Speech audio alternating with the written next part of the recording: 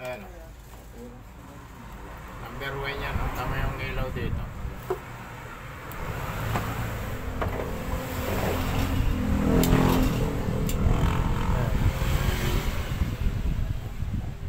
Yan ang number 1.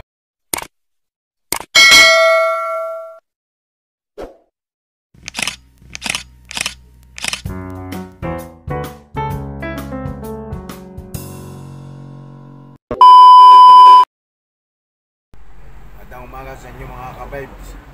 Meron naman tayong bagong re-repair na electric pan, no? Wall pan. Ngayon ito ayaw umikot. Tigas ito, hindi siya makaikot. Pag tinisting natin dito, testing natin dito sa twist light. Yan, no? Ito yun natin ito, nakasaksak na yan. Yun natin. Yan, bahagya lang yung siyang ilaw. May ilaw sa bahagya. Nalagay natin yan, pero ito, pahina siya. Ayan. Okay. Samahan nyo ako, repairin natin ito. Sana all. Pagasan natin itong kanyang packet yan. Tanggalin natin itong knobs.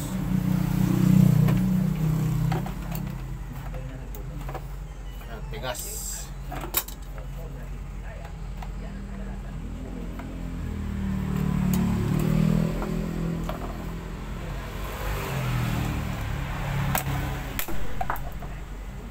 Tinalian na lang pala ito kaya matigas sila.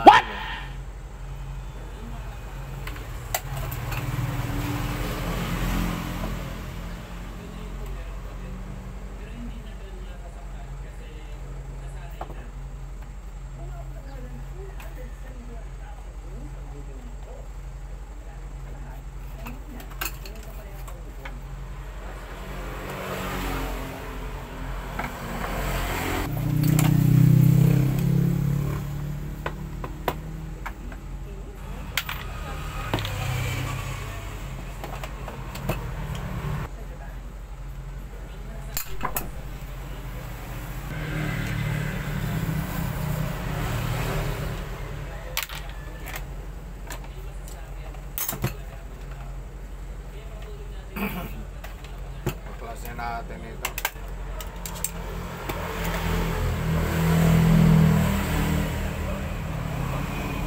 Pamilyo dito sa kyan.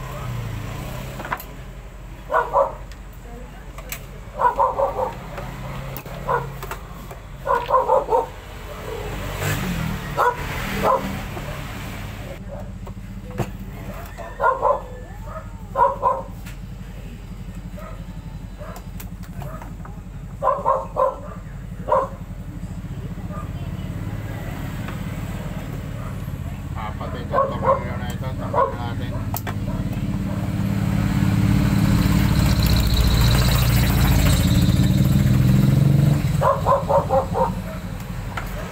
Tanggalin natin ang 4 na tornilyo. Tanggalin natin ngayon itong motor. Napalitan na itong motor na ito, hindi na itong original. Ang original nito mas makapal. Ayan, o. Kumpara mo lang dito sa rotor niya. Laki ng rotor niya, tama niya ito. Dapat dyan kung ano lapad nitong rotor niya, ganito din kalapad yung stator niya. Ngayon, kinonvert na lang yan.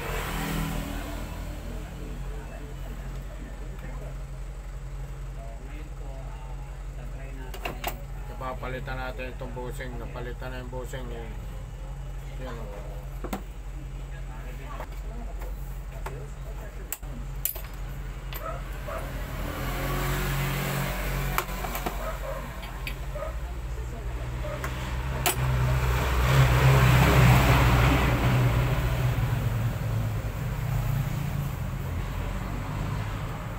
Natin ito yung busing. Ito yung bago. Ito naman yung bago. Ang kintab yan. Tapos ito yung luma. Ito yung luma.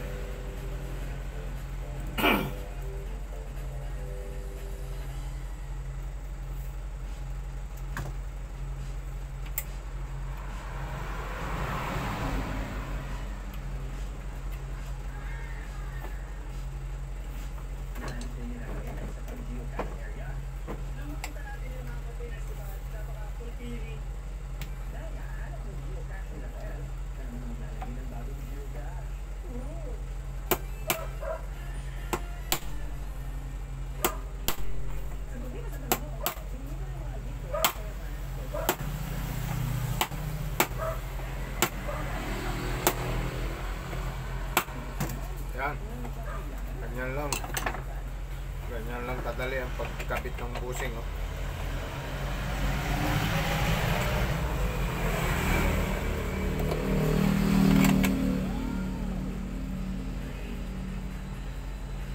Ayan. Tapos itong shafting niya. Ayan.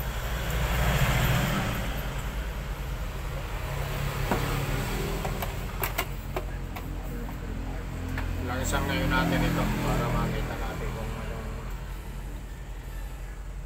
para dumulas. Padulas yan.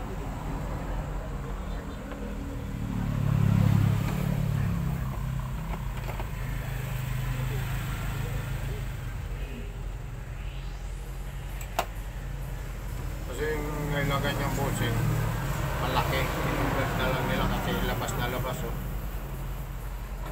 Kanina wala tayong makitang space dito, hindi natin nga masungkit ito kanina eh dahil dito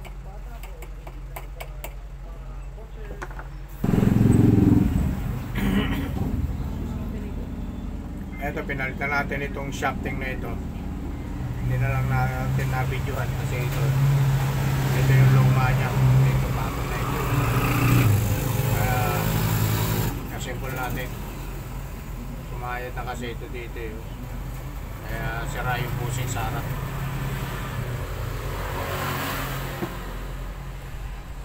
Hindi na kasi itong original na motor eh, kaya pinalitan na lang ng medyo manipis.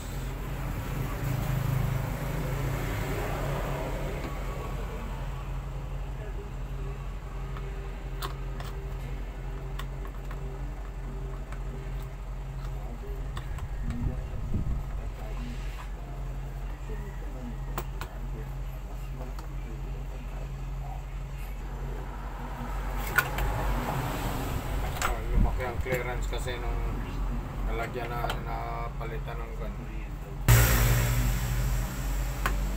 At nilagay ang ating washer.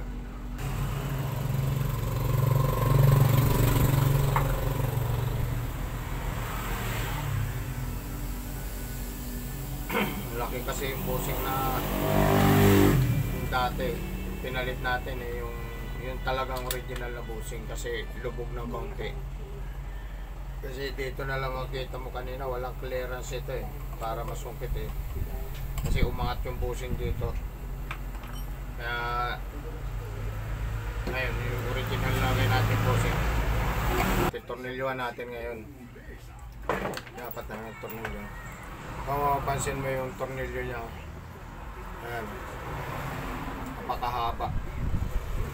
Kasi dahil ito nag-nipis na itong motor niya, dapat na eksakto nakaganon yung tornilyo niyan, hindi lalampas yan, oh. Ibig sabihin, pinaliit na yung motor niya, hindi na yan ang original. Makapal ang original nito eh.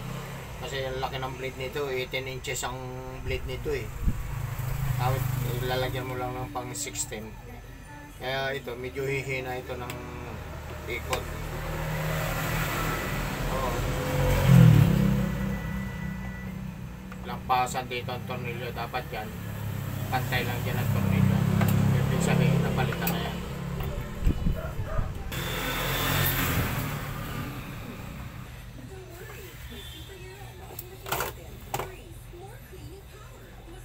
Hila natin konti. Ano, prevailing na yung clearance niya, eksakto lang yan. Ngayon natin, testingin ngayon natin. Saksak natin dito. Test light dito. Ikot ngayon natin dito. Wala na kasi panghila dito eh. Iikot mo na lang dito.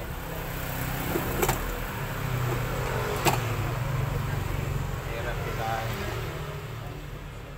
Ikot.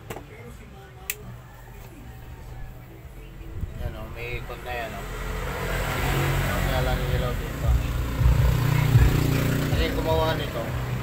Kaya dahil maliit ito, itong motor niya, nilagay agad niya sa number 1 yung number 1 dito sa switch niya, dito sa switch. Pero dito yung sa motor, naka number 3 yan. Kaya pag inon mo agad ang number 1, number 3 na agad ito. Para malaman na malakas ang ikot. Dapat yan number 1 din ang ikot. Habang nilalagay mo rito sa number 2, dito. Kaya pag yung number 2, may pahinaya.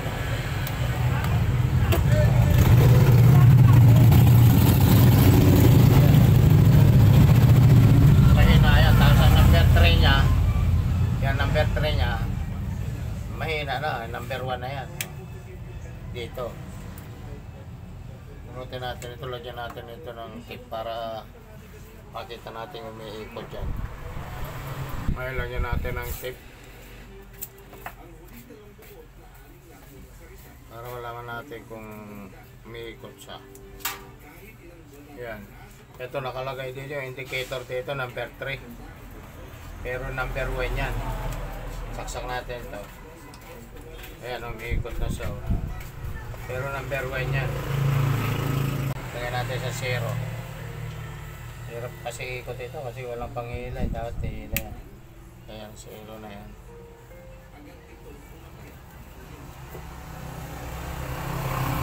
Ayan. Nasimpol ngayon natin. Galing natin ito.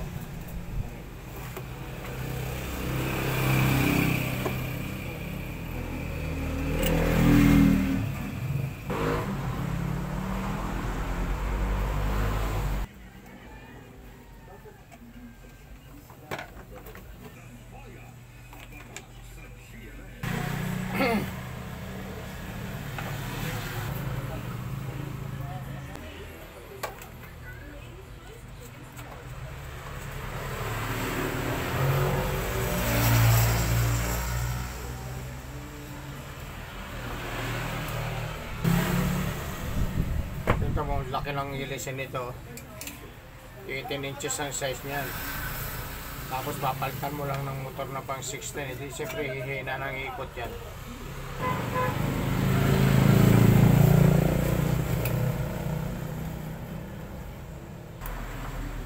Ngayon, testingin natin ngayon.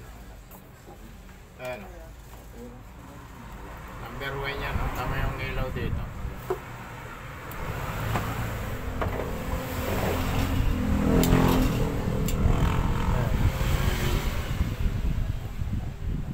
Number 1 yan. Lagyan natin yung guard bago natin testing sa 220.